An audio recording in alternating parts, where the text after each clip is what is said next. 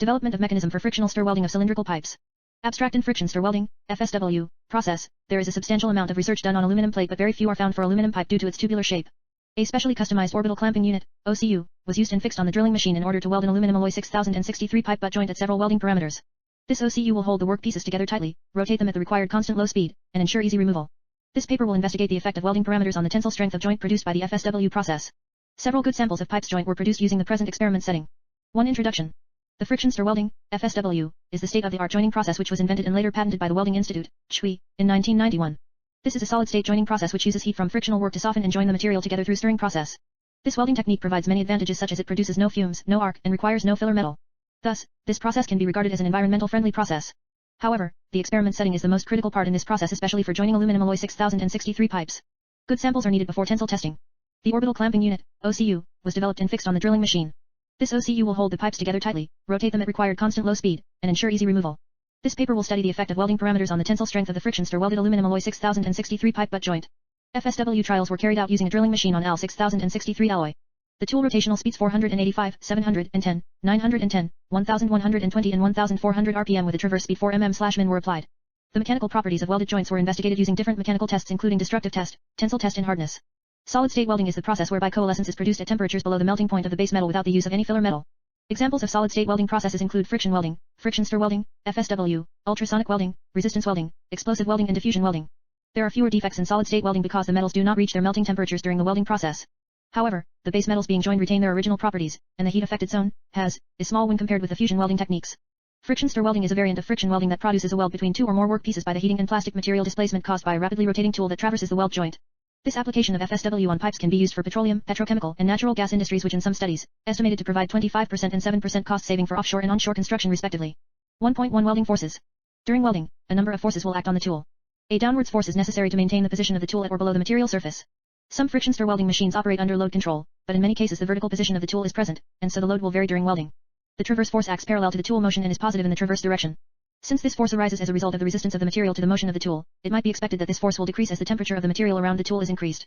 The lateral force may act perpendicular to the tool transverse direction and is defined here as positive towards the advancing side of the weld. Torque is required to rotate the tool, the amount of which will depend on the downforce and friction coefficient, sliding friction, and the flow strength of the material in the surrounding region, stiction.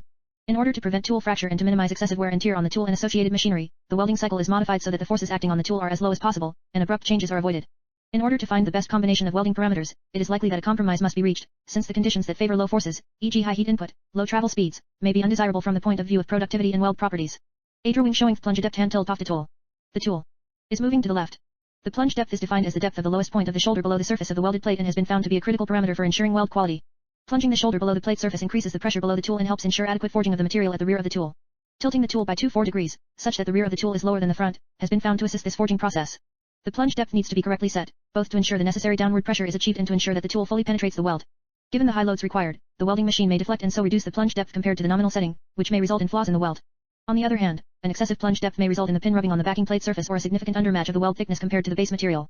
Variable load welders have been developed to automatically compensate for changes in the tool displacement, while we have demonstrated a roller system that maintains the tool position above the weld plate. 2. Principle of operation. The progress of the tool through the joint, also showing the weld zone and the region affected by the tool shoulder. A rotating cylindrical tool with a profiled probe is fed into a butt joint between two clamped work pieces, until the shoulder, which has a larger diameter than the pin, touches the surface of the work pieces. The probe is slightly shorter than the weld depth required, with the tool shoulder riding atop the work surface. After a short dwell time, the tool is moved forward along the joint line at the preset welding speed. Frictional heat is generated between the wear-resistant tool and the work pieces. This heat, along with that generated by the mechanical mixing process and the adiabatic heat within the material, cause the stirred materials to soften without melting. As the tool is moved forward, a special profile on the probe forces plasticized material from the leading face to the rear, where the high forces assist in a forged consolidation of the weld. This process of the tool traversing along the weld line in a plasticized tubular shaft of metal results in severe solid-state deformation involving dynamic recrystallization of the base material. 3. Weld quality. FSW produces excellent weld quality with these features. Low distortion, in butt welding aluminum, for example, from 2.8 mm and thicker, the plate distortion in a properly built FSW machine is more or less zero. Tests on 12 mm lengths have been carried out in which sideway bends smaller than 0.25 mm, 0.01 inch, were achieved, and no twist was seen with material thicker than 2.8 mm. In thinner materials, a slight upward bend occurred, but no twist or side bends were seen. Low shrinkage, FSW produces the same predictable amount of shrinkage each time, normally found lower than 2 mm on 6 mm wide aluminum panel application. No porosity, because the base material does not melt, there is no porosity. No lack of fusion, because this is an extruding and forging joining method with a more accurate control of the heat, no lack of fusion is seen. No change in material. When joining aluminum, material properties change little from the parent material as the maximum temperature during the joining process is approximately 450 degrees C, and no filler material or anything other than heat is added to the joint. Due to the resultant finer grain structure in the weld nugget, the weld sometimes is stronger than the base material. In steels, most of these same advantages apply. 4 material slight weld flash on trailing edge that has exhibited more good quality weld at 1400 rpm speed. 6 limitations. 1 exit hole left when tool is withdrawn. 2 large down forces required with heavy duty clamping necessary to hold the plates together. 3 less flexible than manual and arc processes, difficulties with thickness variations and nonlinear welds. 4 often slower traverse rate than some fusion welding techniques, although this may be offset if fewer welding passes are required.